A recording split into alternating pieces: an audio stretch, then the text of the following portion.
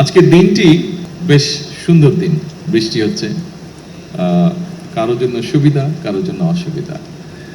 হয়তো বৃষ্টি না থাকলে আমাদের আজকের এই অনুষ্ঠানটি হয়তো আরো অনেক সুন্দর হতো, আমরা আরো অনেক মানুষের উপস্থিতি এই অনুষ্ঠানে পেতাম।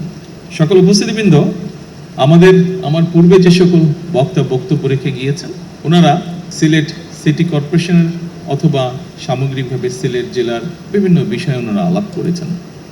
আপনারা নিশ্চয়ই খেয়াল করেছেন, আমরা সরকার গঠন করার পূর্বে নির্বাচনী প্রচারণ অভিযানের সময় আমরা আমাদের ম্যানিফেস্টো এবং নির্বাচনী বক্তব্যে অনেকগুলো কথা বলেছিলাম।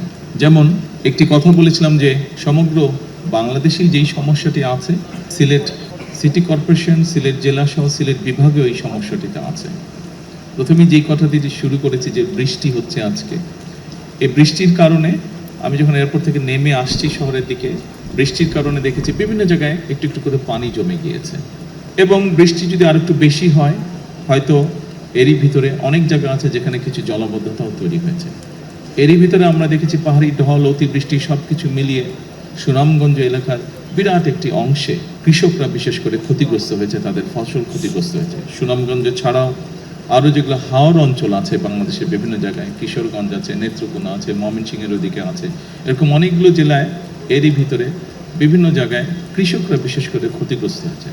শহরগুলো তো আছে। কিছুদিন আগে আপনারা দেখেছিলেন চট্টগ্রামের কিছু নিউজ এসেছিল, যদিও সেটার মধ্যে পরে আমরা দেখেছি পুরোপুরি সত্যতা ছিল না। যাই হোক, আমরা দেখেছি অতিবৃষ্টির কারণে জলবদ্ধতা। এই সকল বিষয়কে বিবেচনা করে এর আগে সবচেয়ে প্রথমে খুব সম্ভবত সচিব সাহেব উনি সিলেট সিটি কর্পোরেশনের নাগরিকদের পানির চাহিদা পূরণ করতে গিয়ে একটি কথা বলেছেন যে পরিমাণ চাহিদা প্রতিদিনের পানির, তার অধিকাংশটাই আন্ডারগ্রাউন্ড থেকে ওনারা তুলছেন এই পানিটা। অর্থাৎ আন্ডারগ্রাউন্ড ওয়াটার লেভেল যেটা আছে সেটা ধীরে ধীরে নিচে নেমে যাচ্ছে, অল্প অংশই ওনারা নদী থেকে আনতে পারছেন। এই সকল কিছু বিষয় মাথার মধ্যে রেখে বিবেচনা করে আমরা তখন বলেছিলাম যে খাল খনন একটি কর্মসূচি আমরা দিয়েছিলাম সারা দেশে। এই কর্মসূচির কথা বলেছিলাম এবং সরকার গঠনের সাথে সাথে আমরা এই কর্মসূচিটাকে শুরু করেছি। এই কর্মসূচির লক্ষ্য বা উদ্দেশ্য কিন্তু এই সমস্যাগুলোকে অ্যাড্রেস করার জন্য। আন্ডারগ্রাউন্ড ওয়াটার লেভেল যেটা আছে সেটা শুধু সিলেট সিটি কর্পোরেশনে নয়, এই সমস্যা ঢাকাতেও আছে, এই সমস্যা অন্য অনেক শহরগুলোতেই আমাদের আছে। আমাদের জন্য যেটি একটি বড় সমস্যা হচ্ছে, যেভাবে আমরা মাটির নিচে যে পানি আছে এটিকে যে টেনে তুলছি, এছাড়াও কৃষিকার্যের জন্য একই কাজ আমরা করছি, এটি ধীরে ধীরে একটি ভয়াবহ অবস্থার দিকে নিয়ে যাচ্ছে পুরো পরিস্থিতিকে। আমরা যদি এই পরিস্থিতিটাকে এখনই অ্যাড্রেস করতে চাই, তাহলে সবচেয়ে প্রথম যে উপায়টি হচ্ছে আমাদেরকে খাল খনন করতে হবে। এবং খাল খননের মাধ্যমে এই যে পানিগুলো, দেখুন বর্ষার সময় যে বৃষ্টির সময় এত পানি আসছে, এত পানি এসে জলাবদ্ধ তৈরি হচ্ছে, তারপরে আমরা কোনোভাবে পানিটাকে সরিয়ে দিচ্ছি, পানিটা কিন্তু নদী দিয়ে নেমে সমুদ্রে চলে যাচ্ছে, অর্থাৎ এই পানিটাকে আমরা ব্যবহারও করতে পারছি না। কাজে এই পানিটাকে যাতে আমরা ব্যবহার করতে পারি, জলাবদ্ধতাও যাতে না হয়, মানুষেরও কষ্ট না হয়, সেটি কৃষির সুবিধার জন্যই হোক, পানিটিকে মানুষের ব্যবহারের সুবিধার জন্যই হোক, আমরা খালগুলো খনন করতে চাচ্ছি দেশে, যাতে আমরা অতিরিক্ত যে পানি থাকবে সেই পানিটাকে যাতে আমরা ধরে রাখতে পারি এবং প্রয়োজনের সময় আমরা সেটিকে মানুষের প্রয়োজনে আমরা ব্যবহার করতে পারি। আজকে এই অনুষ্ঠানে আসার আগেই সিটি কর্পোরেশনের জলাবদ্ধতা নিরসনে একটি প্রকল্পের কাজ শুরু হবে, সেটির ভিত্তিপ্রস্তর আমি স্থাপন করে এসেছি। আমি ইঞ্জিনিয়ার সাহেবকে জিজ্ঞেস করেছিলাম যে ওনারা যেই প্রেজেন্টেশন দিয়েছেন তারপরে যেটা আমি বুঝতে পেরেছি যে এই কাজটি সম্পন্ন হলে আমরা ধরে নিতে পারি ইনশাল্লাহ সিলেট শহরে জলাবদ্ধতা হবে না, অতিবৃষ্টি হলেও বা বৃষ্টি হলেও জলাবদ্ধতা হবে না। তবে অবশ্যই এখানে আরেকটি বিষয় আমাদেরকে খেয়াল রাখা প্রয়োজন, যেই সমস্যাটি শুধু সিলেটে নয়, যেই সমস্যাটি আমাদের প্রায় সবগুলো শহরে সামগ্রিকভাবে হয়তো সমগ্র দেশেই আছে।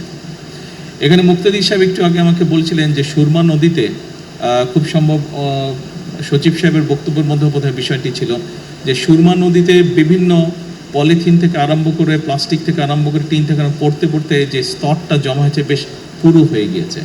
প্রায় বছরখানেক আগে, তখন তো অবশ্যই আমি লন্ডনে ছিলাম, সেখানে আমি যে কোনো একজন ভদ্রলোকের সাথে আলাপ করছিলাম যার কিছু এক্সপার্টিস রয়েছে এই বিষয়গুলোর উপরে। এবং ঢাকার যে বুড়িগঙ্গা নদীর কথা আপনারা সকলেই জানেন, নাম শুনেছেন, সকলে না দেখলেও নাম শুনেছেন, সেই বুড়িগঙ্গা নদীতে ওনাদের বক্তব্য অনুযায়ী প্রায় 2 মিটার মানে 5-6 ফিটের মতন প্রায় স্তর জমে গেছে নিচে, এত স্তর জমে গেছে ময়লা জমে জমে। এই বিষয়টি কম বেশি প্রায় সবগুলো বাংলাদেশের শহরের ক্ষেত্রেই প্রযোজ্য, এবং এই বিষয়টিকে যদি আমরা এখনই অ্যাড্রেস করা না ধরি তাহলে একটা সমস্যার মধ্যে পড়তে হবে। বুড়িগঙ্গা নদীর পানি অসম্ভব রকম বিষাক্ত হয়ে গিয়েছে। এইভাবে যদি সবগুলো নদী বিষাক্ত হতে থাকে তাহলে একটা অসম্ভব ভয়াবহ পরিস্থিতিকে আমরা সকলে ধাবিত হচ্ছি। কাজেই এই বিষয়ে আমাদের মানুষকে সচেতন করতে হবে। সিটি কর্পোরেশনকে আমি অনুরোধ করব, অবশ্যই আপনারা বিভিন্ন প্রকল্প গ্রহণ করবেন মানুষ যাতে সেবা পায়, কিন্তু একই সাথে পাশাপাশি যদি আপনারা মানুষকে অ্যাওয়্যার করার জন্য, সচেতন করার জন্য কতগুলো উদ্যোগ নেন, যেমন প্লাস্টিক, পলিথিন, কাগজ, যে কোনোই বর্জ্যদ্রব্য হোক না কেন, এই জিনিসগুলো যত্রতত্র যাতে আমরা না ফেলি। এইটি যদি আপনারা বিশেষ করে যতগুলো সিটি কর্পোরেশনের ভেতরে স্কুল আছে, ছোট ছোট বাচ্চা, বিশেষ করে প্রাইমারি স্কুল, হাই স্কুল, এই বাচ্চাদেরকে যদি এই জিনিসগুলো শেখানো ধরেন, কারণ হয় কি বড়রা শিখলেও কিছু শুনলেও সহজে শিখতে চায় না।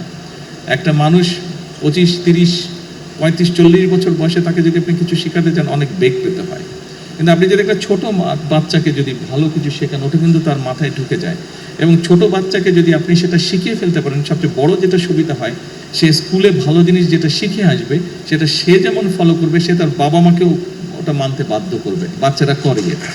সেই জন্য আমি সিটি কর্পোরেশনকে অনুরোধ করব, এবং শুধু সিলেট সিটি কর্পোরেশন নয়, এই বিষয়টি আমি সকল সিটি কর্পোরেশনকে অনুরোধ করব, আপনারা যদি অন্তত আপনাদের এলাকায় সিটি কর্পোরেশনের ভিতরে যে সকল স্কুল আছে সেই স্কুলগুলোতে যদি আপনারা কোনো উদ্যোগ নিয়ে বাচ্চাদেরকে এই বিষয়গুলোতে সচেতন করতে পারেন, তাহলে আমরা ধীরে ধীরে এই কাজটি শুরু করতে পারবো, যে পরিবেশকে আমরা আস্তে আস্তে আস্তে ঠিক করে আনতে পারবো। কারণ আজকের শিশুরাই আগামী দিনের ভবিষ্যৎ। তারা দেশ এবং জাতির জন্য ভালো কোনো কিছু আজকে যেটা শিখবে, ডেফিনেটলি তারা যখন বড় হবে, তারা ইনশাল্লাহ যখন একটি অবস্থানে যাবে কেউ না কেউ, তারা সেটি দেশের জন্য, সমাজের জন্য, মানুষের জন্য সেটি তারা অ্যাপ্লাই করবে।